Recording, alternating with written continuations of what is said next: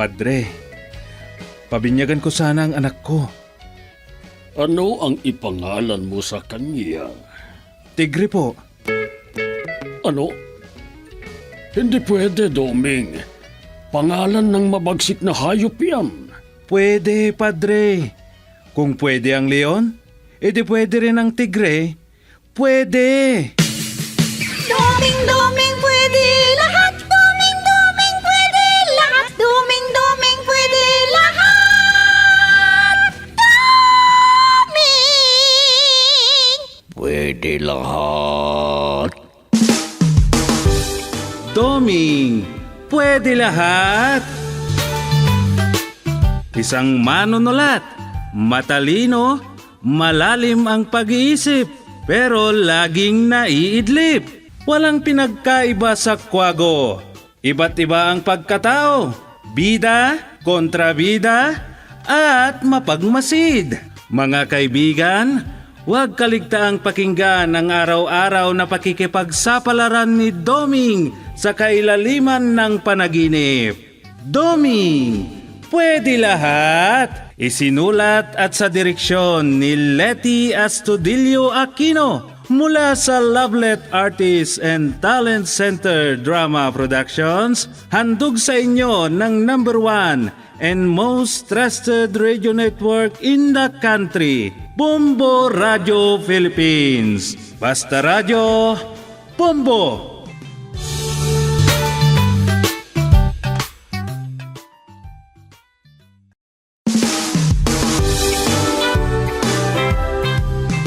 At ngayon, inyong pakinggan ang pakikipagsapalaran ni Doming sa ilalim ng panaginip.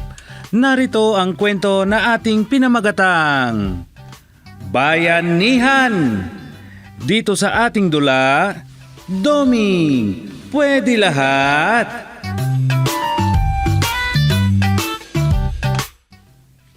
Nagawa mo na ba yung pinapagawa ko sa iyo tungkol sa magaganap na bayanihan dito sa Sabado, ha?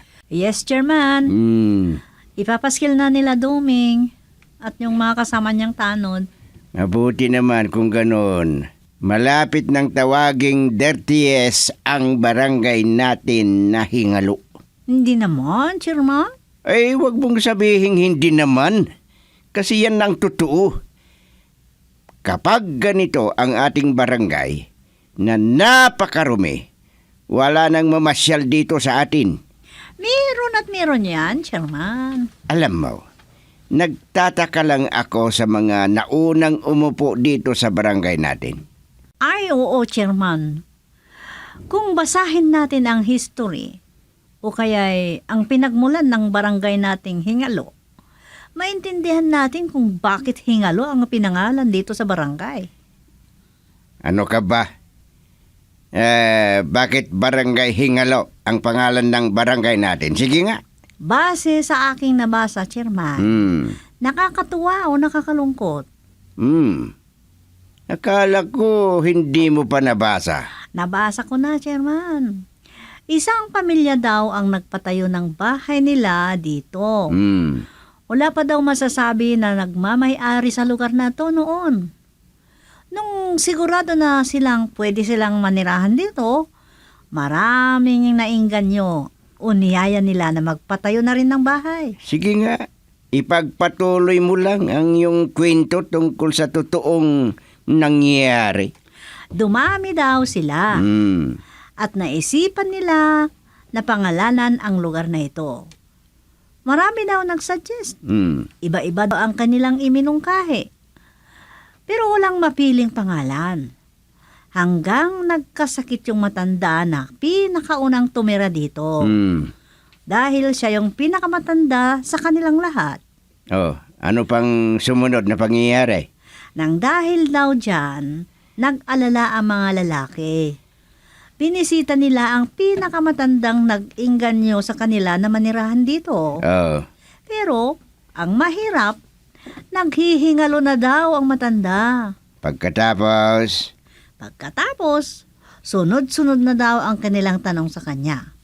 Kung ano daw ang magandang ipangalan dito sa barangay na to.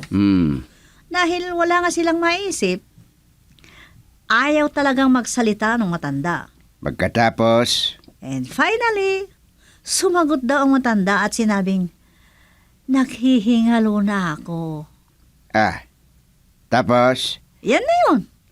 Pagkasabi daw ng matanda doon sa hingalo, yun na ang kanyang last breath. Huling hininga na daw yun. Tama ka, Miss Secretary. Mabuti na lang at alam mo ang history ng barangay natin. Kasi kapag hindi mo alam, wala kang karapatang maging sekretary ng ating barangay. Alam ko na yan, Chairman. Good. At kailangang lahat ng mga barangay officials alam nila ang mga pinag-uusapan dito para alam nila ang isasagot kung sakaling may magtatanong sa kanila. Correct kayo dyan, Chairman. Pero, Chairman, pustahan tayo. Baka kahit isa sa mga kagawad, walang nakakaalam ang history ng ating barangay. Sa palagay ko, Chairman, sino sa mga kagawad mo ngayon ang nakakaalam ng history ng barangay? Itong barangay nating Hingalo, may nakakaalam kaya, Chairman? Hayaan mo. Tatanungin ko sila sa susunod na sesyon.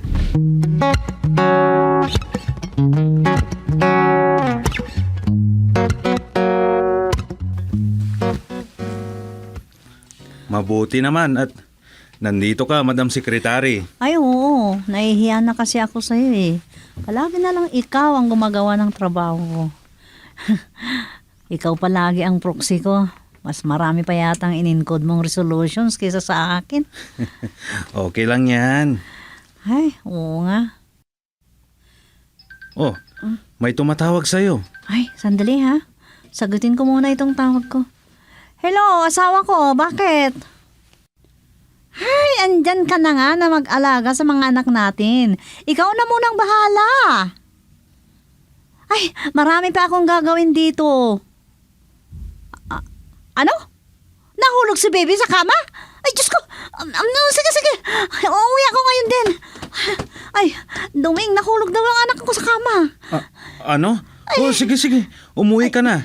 Isugod nyo na sa ospital ang anak nyo. Ay, naku. Baka kung ano na ang nangyari sa kanya.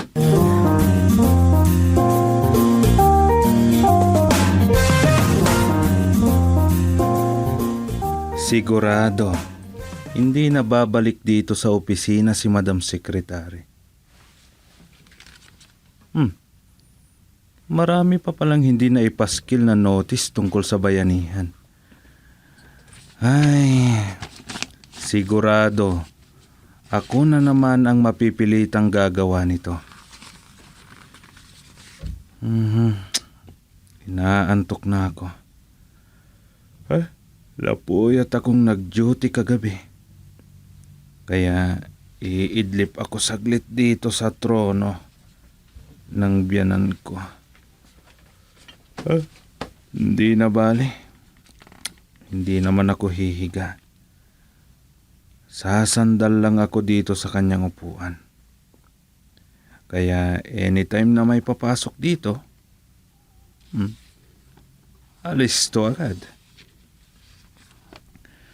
Ay, talagang inaantok na ako. Ay, maganda itong upuan ni Chairman.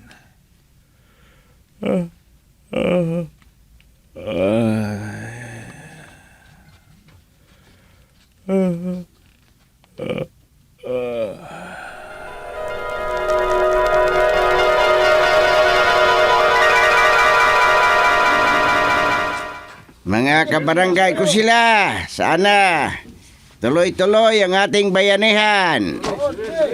Ito'y napagmimitingan natin sa assembly. Kaya napagkaisahan na istriktuhan ang attendance. Kaya kung sino ang may gusto at narito ngayon, isulat nyo ang mga pangalan nyo sa logbook. Ayaw po, Chairman! Ayos na kami! Salamat sa mga kooperasyon niyo. Sana tuloy-tuloy na itong ginagawa natin. Oh, marami ang sumali. German, wala si Kagawad Pugto. Pero bakit daw nakasulat ang kanyang pangalan? Yan ang tanong ng karamihan. Ay, hindi pwede yan. Sinasabi ko na nga ba eh.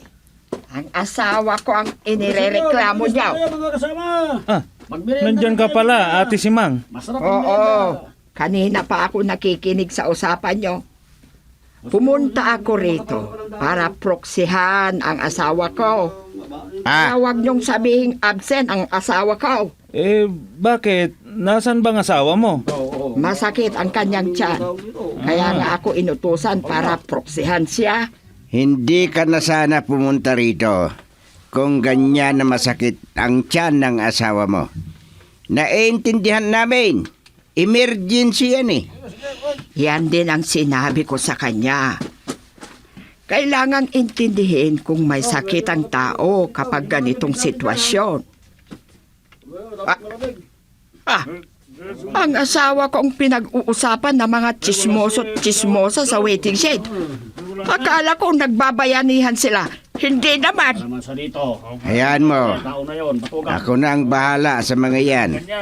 Sige, tignan mo kung anong pwede mong gawin. Hindi yung pinapansin mo ang mga ginagawa nila. Tignan nyo naman sila, Chairman.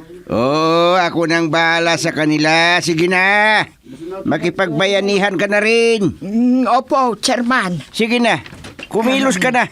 Huwag mo akong bantayan at utusan.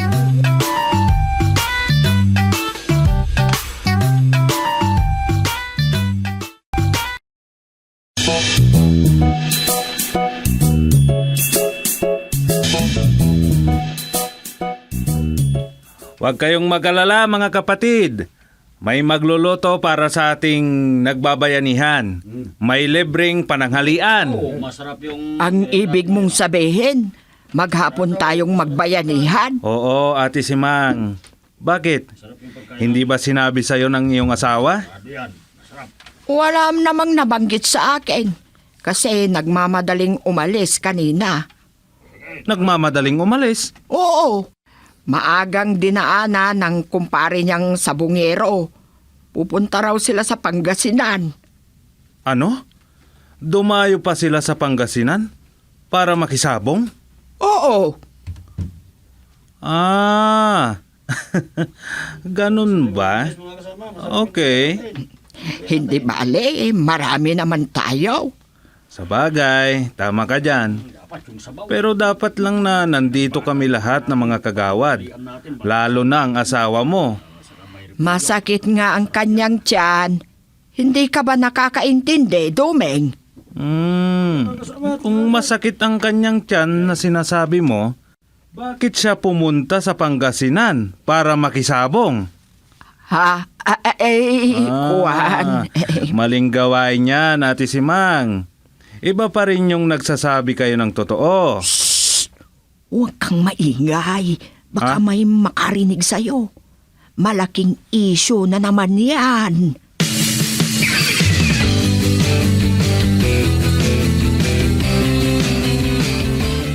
O ano, Rosa, nakaluto na. Pwede na bang tawagin ang mga nagbabayanihan para makakain na sila?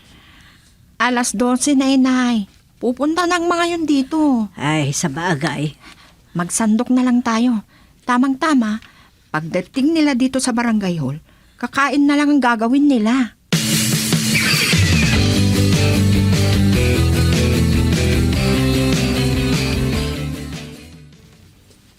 Napagod ka yata na nakipagbayanihan. Sino bang hindi napagod? Sa bagay. Pero alam mo, hindi sa trabaho ako napagod. Oh, bakit? Hindi ka ba tumulong? Anong hindi tumulong? Ako nga ang naghukay sa pagtamnan nila ng halaman. Wala kasi yung mga tamad na kagaya nating opisyal. Oh, paano yan? May mga pangalan silang nakasulat doon sa attendance, pero wala naman sila. Ay, madaya kapag ganyan. Talagang madaya sila. Pero tignan lang natin kung hindi sila magsisisi. may naisip na akong gagawin eh. Total, nakausap ko na rin si Mayor tungkol sa mga mabibigyan ng bigas dito sa ating barangay. Ay, oo. Ganon din karami ang ibibigay nila noong unang nagbigay sila. Kung hindi ako nagkamali, tigsa 10 kilo ang bawat isa. Oo nga. Anong gawin mo sa mga hindi pumuntang nakipagbayanihan? May naisip na ako, Sofeng. Ano nga? Baka pumalpak ka dyan, ha? Mamumroblema ka na naman. Hindi ko na idadaan sa meeting ito. Magpabayanihan lang ako hanggang matapos. Diyan makikita kung sino talaga ang tapat sa kanyang barangay. Oo, at magugulat na lang sila oras na malaman nila na may biyaya ang mga taong tapat sa kanilang tungkulin.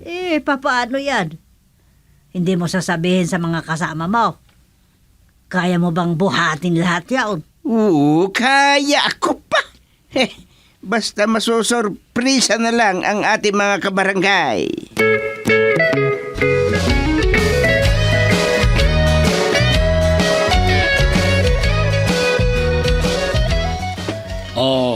Bahala ka nang magsabi sa kanila ha kung bakit hindi ako makapag-duty ngayon. Oo, asawa ko. Huwag kang mag-alala. Ako ang bahala. Importante kasi ang lakad naming ito ng aking kumpare. Sayang naman, baka dito na ako suswertehin. Ano bang swerte yan? Ay, ba't ko naman sasabihin sa'yo?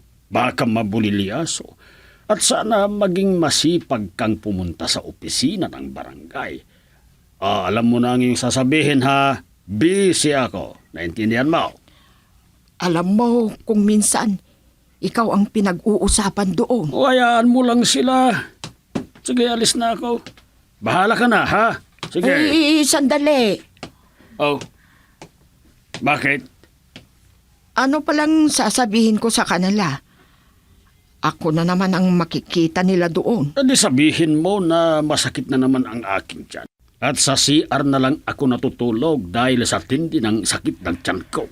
Baka makahalata na sila at sasabihin hindi na gumagaling ang pagsakit ng tiyan mo. Kung gusto mo, di ibahin mo ang idahilan mo. Sabihin mo lumala yung arthritis niya kamo. Di ba naiiba?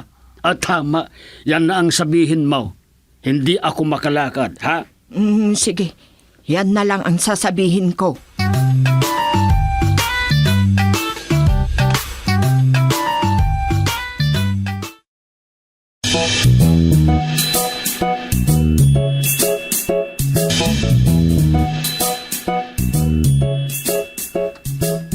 O ano, Chairman? Bayanihan na naman tayo. Oo, pero ito na ang huli. Bakit? Magiging dumping area na ang mga kanal? Kung walang maglilinis. Hindi yan ang ibig kong sabihin. May itatalaga akong maglilinis dyan. Bigbigyan ko ng allowance. Ganun ba? O di mabuti. Sa Very good. susunod na mga araw, i-schedule na naman ang ating gagawing bayanihan. Ay siya nga pala, yung binigay kong assignment mo, yung pinapadeliver ni Mayor, doon mo na lang sa bahay dadalhin. Opo, Chairman. Tandaan mo, top secret. Huwag mong sasabihin kahit sa mga kagaya mong tanod. Ariglado, Chairman.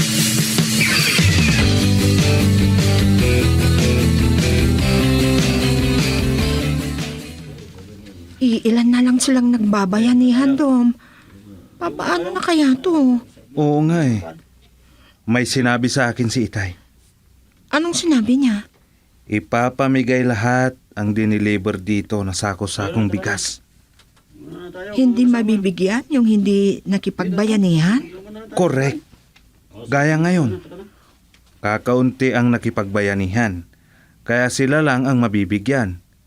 Yung iba naman, kapag alam nilang walang kapalit ang pagod nila, hindi sila magtatrabaho. Oo. Napakaliwanag ang pagkasabi mo. Hindi nila kayang ibigay ang kanilang serbisyo kung walang kapalit na bayad sa kanilang pagod. Inulit mo lang yung sinabi ko. Ganon ba? Pero hayaan mo lang sila. Si Itay na lang ang bahalang magpaliwanag sa kanila. Sa bagay, alam mo at alam ko kung bakit ganyan ang ginawa ni Itay. Ano? Wala nang plano si Itay na kumandidato sa darating na eleksyon. Maniwala ka. Yan ang sabi niya sa akin. Kakandidato pa yon. Kaya lang, parang makikipagsapalaran siya. Siyempre, alam niyang hindi siya iboboto ng mga taong hindi niya nabigyan ng pabor. Sigurado yan, Rosa. Sa bagay, Pero ang sabi naman sa akin nung minsang nag-usap kami, ayos lang daw kahit matalo. Diyan daw niya masusubukan kung gusto siya ng mga kabarangay. oo nga ano. Kung gusto pa siya ng mga tao, di good. Talagang masasabing siya ang outstanding barangay chairman.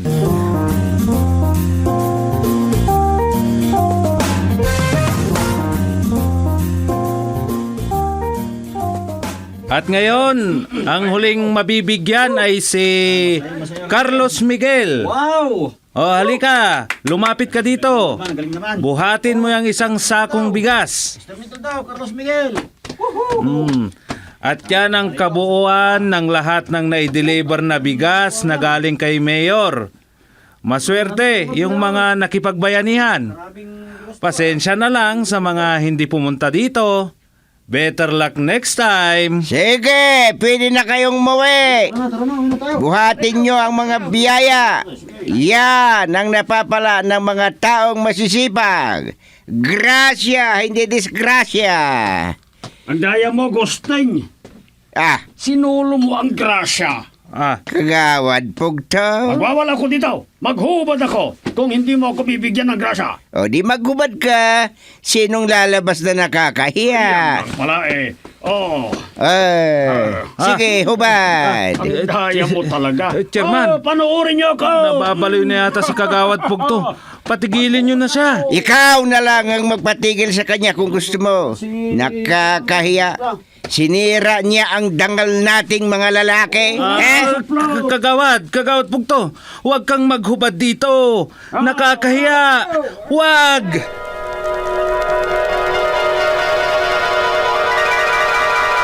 Huwag, Kagawad. Huwag. Huwag kang Jesus. Ay, salamat naman. Panaginip lang pala.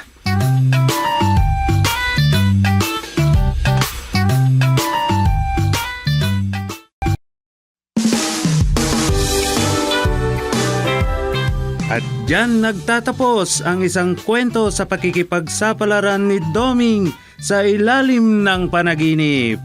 Sa panulat at direksyon ni Leti Astudillo Aquino. Handog sa inyo ng #1 and most trusted radio network in the country, Bombo Radio Philippines. Basta Radio, Bombo!